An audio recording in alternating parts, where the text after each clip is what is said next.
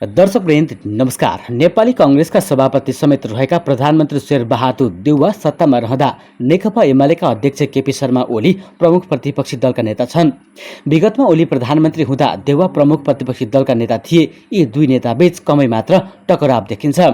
ओली प्रधानमन्त्री हुँदा देउवाको राम्रै साथ पाएका थिए। कतिपय नियुक्तिहरूमा देउवा निकटहरूले पनि ठाउँ पाए। संवैधानिक परिषदबाट भएका संवैधानिक निकायमा नियुक्ति सिफारिस ओलीको पालामा भएको थियो, जहाँ देउवा निकट स्थलले पनि उल्लेख्य स्थान पाएका थिए। ओलीले प्रतिनिधि सभा विघटन गर्दा देउवाले चुनावको रटान लगाएका थिए। उनी प्रतिनिधि सभा विघटनलाई असंवैधानिक भनिरहँदा भित्रभित्र चुनाव होस् भन्नेमा देखिन्थे। उनले सार्वजनिक रूपमा पनि चुनावका लागि तयार हुन भनिरहेका थिए। घटनाक्रमले देउवालाई प्रधानमन्त्रीको कुर्सीमा चढायो, जसमा उनी बढ्न आनाकानी गरिरहेका थिए, बरु चुनाव होस् भन्नेमा थिए। परिस्थिति बदलियो। विघटनमा परेको प्रतिनिधि सभा पुनर्स्थापना भयो। देउवा प्रधानमन्त्री भए। देउवा जसको साथ पाएर प्रधानमन्त्री भए, उनीहरूसँग मुद्दा र विचारका दृष्टिले निकै फरक छन्। त्यसैले मन्त्री परिषद विस्तारमा 2.5 महिना लागिरहेको छ। एमसीसी लगायतका विषयहरू पनि मतभेदको विषय बन्न थालेका छन्। देउवा एमसीसी पारित गर्ने पक्षमा छन्, तर प्रचण्ड र माधव नेपाल विपक्षमा देखिएका छन्, जसले टकराव बढाउने सम्भावना बढेको छ। प्रचण्ड र माधव नेपालसँग मिलेर सरकार चलाउन सजिलो नहुने बुझाइ देउवामा देखिन्छ। यसकारण पनि उनले ओलीसँग हात बढाइरहेका छन्। विश्वास पात्र समेत रहेका कानुन मन्त्री ज्ञानेन्द्र बहादुर कार्कीलाई बालकोट पटक पटक पठाएका छन्। उनले राजनीतिक सन्देशसहित कार्कीलाई पठाउने गरेका छन्। यसभित्र अरू इलेक्सनको उद्देश्य समेत लुकेको बुझ्न थालिएको छ। कार्कीलाई 12 असोजमा बिहान भेटेका ओलीले दिउँसो ताजा जनादेशमा जोड दिइरहे। उनले अर्ली इलेक्सन देउवा सरकारले पनि गर्दा मान्य हुने समेत स्पष्ट पारेका थिए। यसले राजनीति वृत्तमा तरङ्ग छाएको छ। देउवा र ओलीको चुनावबारे बोली मिल्दै आएको छ। देउवाले गत वर्ष नै चुनाव भनेका थिए। उनले नुवाकोट, हेटौँडा लगायतका स्थानमा पार्टी कार्यक्रममा चुनावको रटान लगाएका थिए। दुवैको अर्ली इलेक्सनमा बोली मिलेकोले देश त्यही दिशातर्फ बढेको सङ्केतहरू छरप्रष्ट देखिन थालेका छन्। यता शेरबहादुर देउवाको नेतृत्वमा नयाँ सरकार गठन हुँदै गर्दा मन्त्री बन्ने चर्चामा रहेका सांसद गगन कुमार थापा मन्त्री नबन्ने निश्चित भएको छ। पछिल्लो समय नेपाली कांग्रेसमा वरिष्ठ नेता रामचन्द्र पौडेल गुटमा रहेका नेता थापा मन्त्री बन्ने चर्चा थियो, तर पौडेलले पहिल्यै मन्त्री भइसकेकालाई मन्त्रीमा नपठाउने नीति लिएपछि नेता थापा यो पटकको मन्त्रीमण्डलमा नपर्ने सम्भावना भएको हो। यसअघि कृष्ण प्रसाद सिटौला समूहमा रहनुभएका नेता थापा पछिल्लो समय पौडेल समूहमा हुनुहुन्छ। प्रधानमन्त्री देउवाले सुरुमै आफू निकट नेताहरू बालकृष्ण खाँडलाई गृह, ज्ञानेन्द्र बहादुर कार्कीलाई अर्थ, डाक्टर नारायण खड्कालाई परराष्ट्र र उमेश श्रेष्ठलाई स्वास्थ्य राज्य मन्त्रीको जिम्मेवारी दिइसक्नु भएको छ। यो सँगै उहाँको भागमा पर्ने मन्त्रीको कोटा पूरा भएको छ।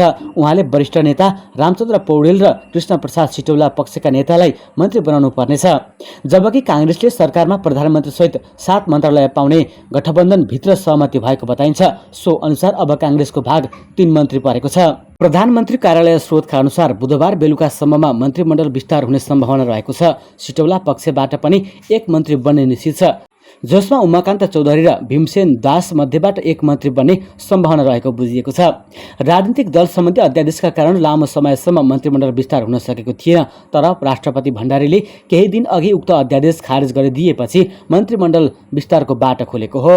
यता नेकपा एमालेका अध्यक्ष तथा पूर्व प्रधानमन्त्री केपी शर्मा ओलीले जनादेश विपरीत सर्वोच्च अदालतको परामर्शबाट गठन भएको सरकार पूर्णतः असफल भएको, अब ताजा जनादेशको विकल्प नभएको बताएका छन्। उनले ताजा जनादेशबाट आउने सरकारले मात्रै मुलुक र जनताको मुहारमा खुसी ल्याउन सक्ने बताएका छन्। नेकपा एमाले विधान अधिवेशनको पूर्व सन्ध्यामा प्रचार उपसमितिले विभिन्न सञ्चार माध्यमका सम्पादकहरूसँग मङ्गलबार आयोजना गरेको अन्तर्क्रियामा बोल्दै अध्यक्ष ओलीले वर्तमान सरकारले संविधान र कानुनको हुर्मत लिएको र जनताको चाहनामाथि कुठाराघात गरेकाले यो सरकार छिट्टै महासङ्कटमा पर्ने दावी गरे। अध्यक्ष ओलीले सरकारले चलिरहेको संसद मध्यरातमा हठात अन्त गरी षड्यन्त्रमूलक किसिमले अध्यादेश ल्याएर संविधान कुल्चने काम गरेको आरोप लगाए। सरकारले अध्यादेश ल्याउनु अगावै त्यस सम्बन्धमा निर्वाचन आयोगले नियमावली ल्याउनु ठूलो षड्यन्त्र र जालझेल हो।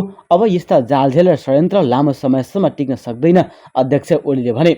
ओलीले हिजोका दिनमा अध्यादेश ल्याउँदा प्रतिगमन भयो भन्नेहरू आज आफै अध्यादेश ल्याउने खेलमा लागेको स्मरण गर्दै विधि पद्धति र नैतिकताका कुरा देखाउने दाँत मात्र भएको स्पष्ट पारे।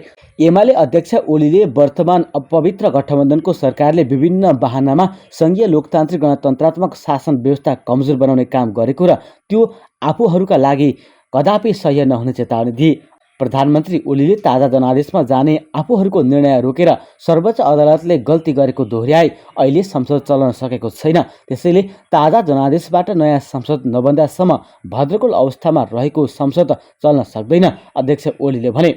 ओलीले सत्यभन्दा पनि माथि अदालत पनि नहुने भएकोले सर्वोच्चले गरेको असत्य फैसलालाई राम्रो भन्न नसकिने स्पष्ट पारे। ओलीले अदालतको पछिल्लो गतिविधिले जनतामा यसप्रतिको विश्वास र आशा घटेको बताएका छन्। एमसीसी बारे सम्पादकहरूले राखेको जिज्ञासामा अध्यक्ष ओलीले एमसीसी सम्झौता गर्ने काङ्ग्रेस र माओवादी केन्द्र भएकोले एमसीसी सम्बन्धी निर्णय गर्ने दायित्व पनि काङ्ग्रेस र माओवादी केन्द्रकै रहेको स्पष्ट पारे। एमाले अध्यक्ष ओलीले वर्तमान सरकार र अर्थमन्त्रीले बजेट मार्फत कालो धनलाई चोख्याउने नीति ल्याएको सरकार बिचौलिया र माफियाको प्रभावमा परेको दावी गरे। वर्तमान सरकार कालो धनको कारोबारमा ढुलबुल्ली मार्न उद्धत छ, त्यसैले सरकारको त्यस प्रकारको गलत धन्दा विरुद्ध सबैजना विरोधमा उत्रनुपर्छ, ओलीको भनाइ हो। ओलीले गठबन्धन सरकार आफ्नै कारणले छिट्टै ढल्ने र निर्वाचनको घोषणा हुने दावी गरे। अब छिट्टै निर्वाचन हुने र निर्वाचनमा जनताले फेरि एमालेलाई बहुमत दिएर सुशासनमा पठाउने दावी गरे। ओलीले एमालेमा सुदृढीकरण अभियान द्रुत गतिमा अघि बढेको र एमाले सबै जनताको ढुकढुकी बन्ने दावी गरे। ओलीले जनताको बहुदलीय जनवाद मार्फत मुलुक र जनताको अनुहारमा खुसी ल्याउने गरी विभिन्न महत्त्वपूर्ण कार्यक्रम ल्याउने स्पष्ट पारे। ओलीले एमालेले लोकतन्त्र प्राप्तिको आन्दोलनमा असाधारण योगदान गरेको स्मरण गर्दै लोकतन्त्रलाई मूल्य र मान्यता अनुरूप सञ्चालन गर्न आफूहरू प्रतिबद्ध रहेको बताए। यता नेकपा एमालेको भारतीय संगठन युवा सङ्घका 5 जना केन्द्रीय तहका नेताले पदबाट राजीनामाको घोषणा गरेका छन्।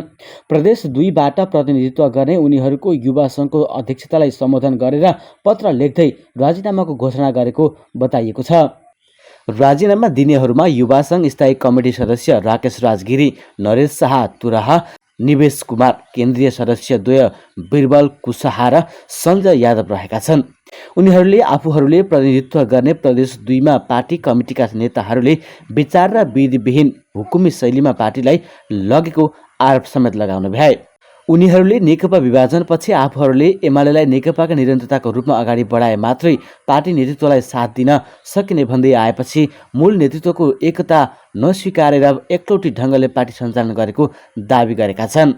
यसैबीच प्रमुख प्रतिपक्षी दल नेकपा एमालेका अध्यक्ष केपी शर्मा ओलीले संसद नियमित रूपमा सञ्चालन र सरकार विस्तार हुन नसक्ने स्थिति रहिरहने हो भने मुलुकलाई ताजा जनादेशमा लानु नै उपयुक्त रहेको बताएका छन्।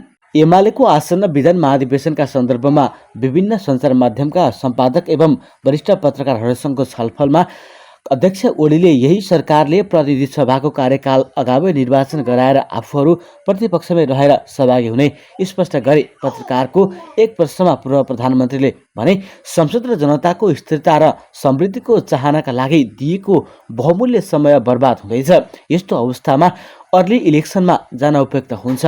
ओलीले ताजा जनादेशमा जानुपर्ने पक्षमा लबिङ गर्दै आएका छन् भने सोही प्रतियोजनका लागि 2 पटक प्रतिनिधि सभा समेत विघटन गरेका थिए।